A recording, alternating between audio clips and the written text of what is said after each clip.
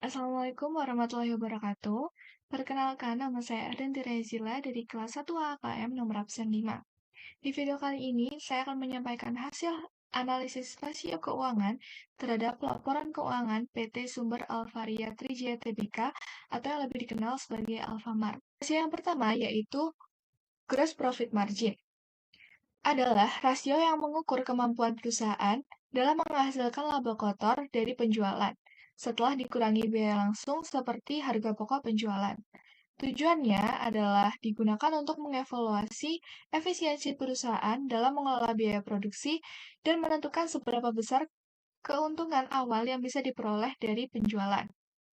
Nah, untuk formulanya yaitu gross profit atau laba kotor dibagi sales atau penjualan kali 100% mendapatkan hasil 21,57%.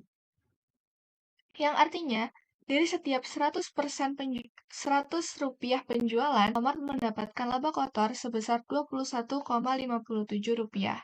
Nah, hal ini menunjukkan bahwa perusahaan cukup efisien dalam mengelola HPP. Kemungkinan efisiensi ini tercapai karena skala bisnis yang besar atau pengadaan barang yang efektif. Selanjutnya, yang kedua adalah operating profit margin. Mengukur seberapa besar laba operasional yang dihasilkan dari penjualan setelah semua beban usaha dikurangkan, tetapi sebelum beban bunga dan pajak. Tujuannya digunakan untuk menilai efisiensi kegiatan operasional utama perusahaan dalam menghasilkan keuntungan. Formulanya sendiri ada operating profit atau laba operasional dibagi sales dikali 100% mendapatkan hasil 3,26%. Yang artinya dari total penjualan yang dilakukan perusahaan sebesar 3,26% merupakan keuntungan dari aktivitas operasional utama. Jika nilainya lebih tinggi atau stabil, akan menunjukkan bahwa operasional Alfamart dikelola dengan baik, seperti pengeluaran toko, logistik, dan pembagian gaji yang terkendali. Rasio yang ketiga yaitu net profit margin adalah untuk mengukur persentase laba bersih dari total pendapatan setelah dikurangkan oleh seluruh beban termasuk beban bunga dan pajak. Tujuannya untuk mengetahui profitabilitas akhir perusahaan setelah memperhitungkan seluruh komponen biaya.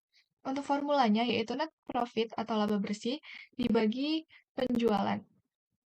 Mendapatkan hasil 3,26%, yang artinya setiap 100 rupiah penjualan menghasilkan laba bersih sebesar 0,0326 rupiah. NPM perusahaan retail seperti Alfamart ini tuh cenderung kecil karena margin keuntungan di sektor ini memang rendah. Namun, selama rasio tetap positif dan stabil, itu akan mencerminkan kondisi keuangan yang sehat dan pengelolaan biaya. Selanjutnya, rasio yang keempat yaitu ROA atau Return of Assets adalah rasio yang mengukur seberapa efektif perusahaan dalam menggunakan total asetnya untuk menghasilkan laba bersih. Tujuannya untuk menilai efisiensi penggunaan aset dalam menciptakan profit. Formulanya yaitu net profit laba bersih dibagi total aset dikali 100% mendapatkan hasil 10,17%. Yang artinya setiap 100 rupiah aset yang dimiliki oleh perusahaan mampu menghasilkan laba senilai 0,1017 rupiah.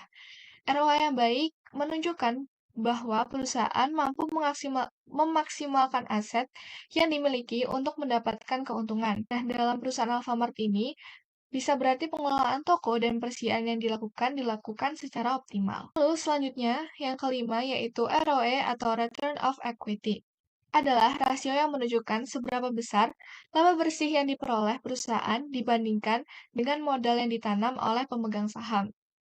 Tujuannya untuk mengevaluasi sejauh mana perusahaan memberikan keuntungan atas investasi pemegang saham. Nah, untuk formulanya yaitu net profit laba bersih dibagi total ekuitas dikali 100%, mendapatkan hasil 22,18%. Artinya, setiap 100 rupiah modal sendiri menghasilkan laba bersih senilai 0,2218 rupiah. ROE yang tinggi menunjukkan bahwa Alfamart berhasil mengelola modal dari pemegang saham dengan baik untuk menghasilkan keuntungan. Hal ini bisa menjadi daya tarik bagi investor lain karena menunjukkan potensi return yang tinggi dari investasi mereka. Yang keenam yaitu ROS atau Return on Sales adalah rasio profitabilitas yang digunakan untuk mengukur seberapa besar laba bersih yang dihasilkan dari setiap penjualan. Tujuan dari ROS adalah untuk menilai efisiensi operasional perusahaan, yaitu seberapa baik perusahaan mengelola pendapatannya agar bisa menghasilkan keuntungan. Nah, untuk formulanya sendiri yaitu EBITDA dibagi sales dikali 100% menghasilkan 7,56%. Yang artinya, dari setiap Rp1 penjualan, perusahaan mampu menghasilkan laba bersih senilai Rp0,0756. Semakin tinggi nilai ROS, maka semakin baik pula kemampuan perusahaan dalam mengubah pendapatan menjadi laba bersih. Lalu, untuk rasio dari profitabilitas yang terakhir yaitu EPS atau Earnings Per Share. EPS adalah rasio yang digunakan untuk mengukur laba bersih yang diperoleh untuk setiap lembar saham yang beredar. Tujuannya adalah untuk memberikan gambaran kepada investor mengenai seberapa besar laba yang dihasilkan oleh perusahaan untuk setiap lembar saham yang mereka miliki. Untuk formulanya yaitu net profit laba bersih dibagi jumlah saham dikali 100% mendapatkan hasil Rp83,90 per saham. Artinya bahwa setiap satu lembar saham memberikan keuntungan bersih sebesar Rp83,90 kepada pemegang saham. Nah, nilai EPS yang cukup tinggi menunjukkan bahwa perusahaan memiliki kinerja keuangan yang baik dan mampu menghasilkan keuntungan yang cukup besar. Selanjutnya, rasio yang kedua adalah liquidity ratio atau rasio likuiditas. Rasio likuiditas digunakan untuk mengukur kemampuan perusahaan dalam memenuhi kewajiban jangka pendeknya dengan menggunakan aset lancar seperti kas dan setara kas. Nah, rasio ini penting untuk memastikan operasional jangka pendek tetap berjalan lancar tanpa masalah likuiditas. Tujuannya yaitu yang pertama untuk memprediksi seberapa baik perusahaan dalam membayar utang jangka pendek secara tepat waktu. Lalu yang kedua, untuk mengevaluasi efisiensi penggunaan modal kerja. Lalu untuk rasio yang pertama yaitu current ratio, tujuannya untuk mengukur kemampuan perusahaan dalam menutupi kewajiban jangka pendek dengan menggunakan aset lancarnya. Formulanya yaitu aset lancar dibagi kewajiban lancar dikali 100% mendapatkan hasil 1 kali, yaitu artinya setiap Rp1 kewajiban lancar dapat ditutup oleh Rp1 aset lancar.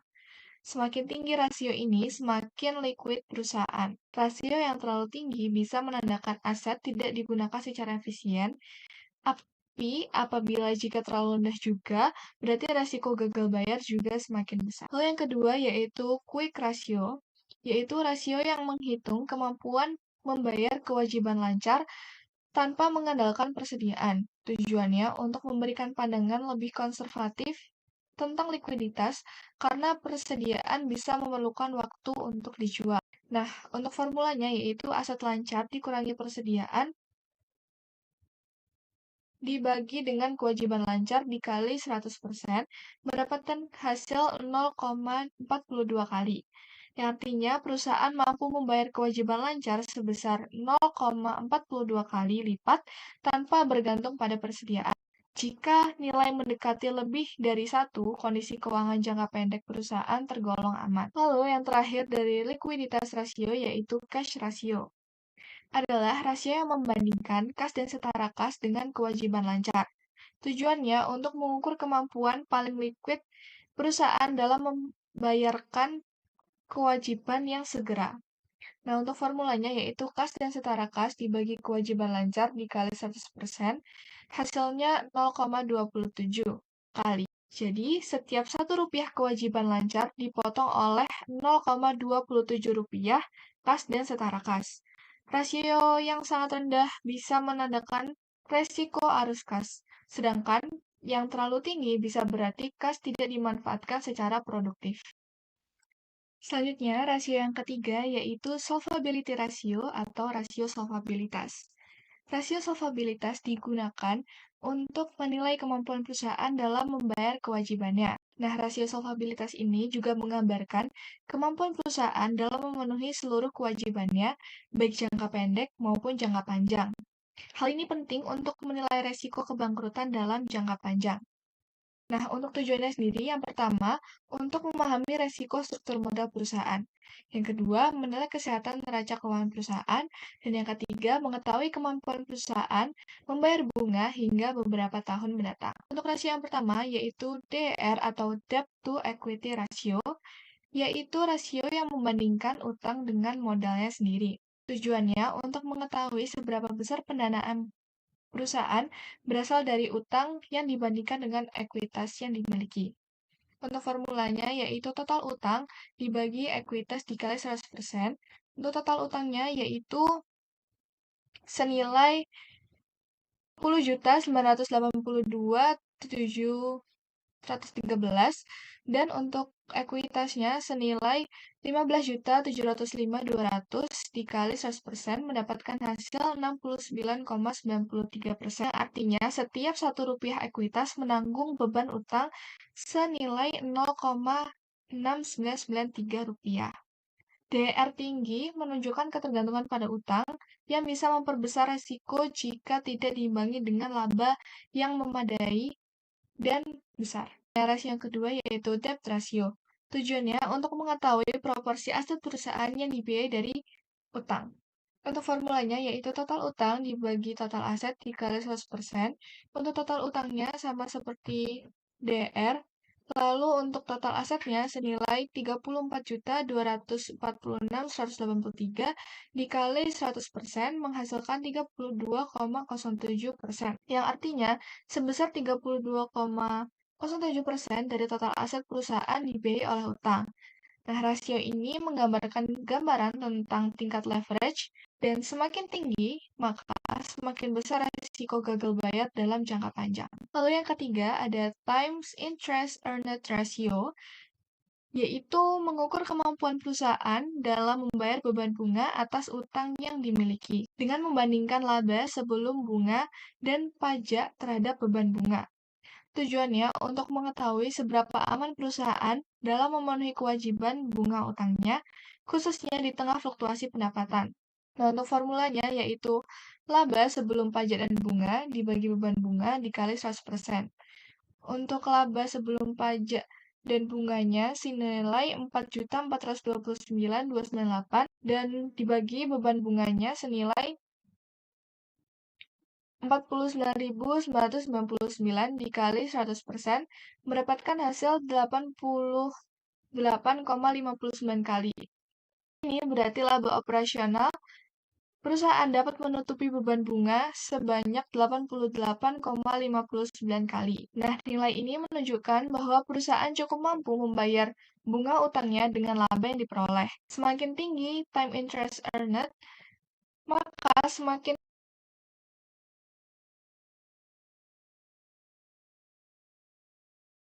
selanjutnya, rasio yang keempat yaitu activity ratio atau rasio aktivitas. Adalah rasio keuangan yang mengukur seberapa efisien sebuah perusahaan dalam menggunakan asetnya untuk menghasilkan penjualan atau pendapatan. Nah, tujuannya adalah untuk menilai kemampuan perusahaan dalam mengelola aset dan sumber daya secara efektif. Nah, untuk rasio yang pertama yaitu account receivable turnover, yaitu rasio berapa kali piutang tertagih dalam satu tahun untuk mengukur efisiensi perusahaan dalam menagih piutang. Untuk formulanya yaitu net credit sales atau total penjualan kredit dikurangi retur dikurangi diskon dibagi rata-rata piutang, menghasilkan 45,18 kali. Namun sebelumnya mohon maaf Ibu karena pada laporan keuangan Alfamart ini tidak dijelaskan pembagian penjualan tunai dan penjualan kreditnya, sehingga saya menggunakan total penjualan sebagai pengganti net credit sales-nya.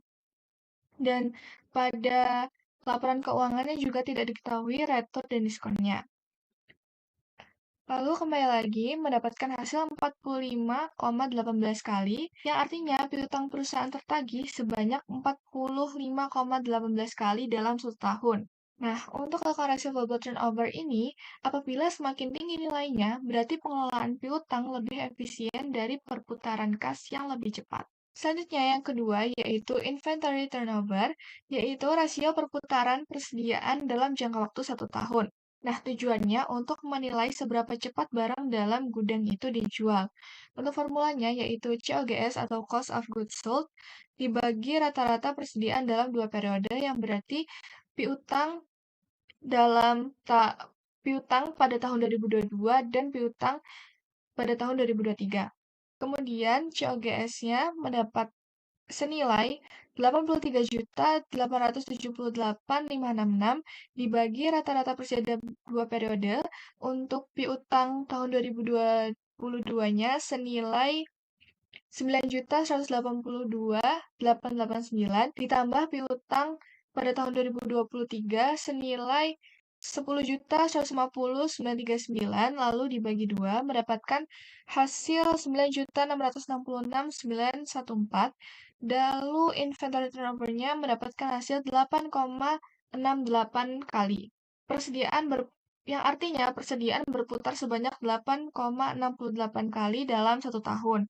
Nah, nilai tinggi menunjukkan efisiensi dalam pengelolaan stok, sedangkan apabila hasilnya terlalu rendah bisa menandakan adanya penumpukan barang atau masalah penjualan. Selanjutnya, yang ketiga ada working capital turnover, yaitu rasio antara penjualan bersih dengan modal kerja atau aset lancar dikurangi dengan kewajiban lancar untuk menilai efisiensi modal kerja dalam menghasilkan pendapatan.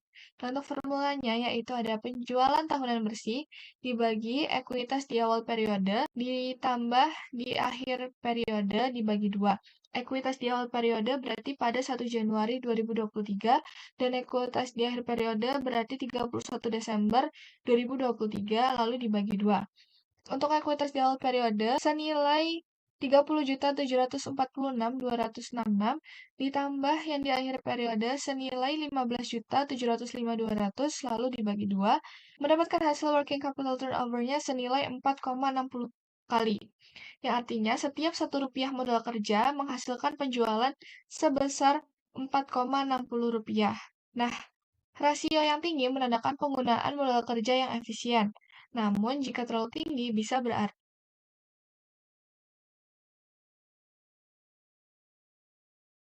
selanjutnya yang keempat yaitu fixed asset turnover adalah untuk mengukur seberapa efektif aktiva tetap yang digunakan untuk menghasilkan penjualan.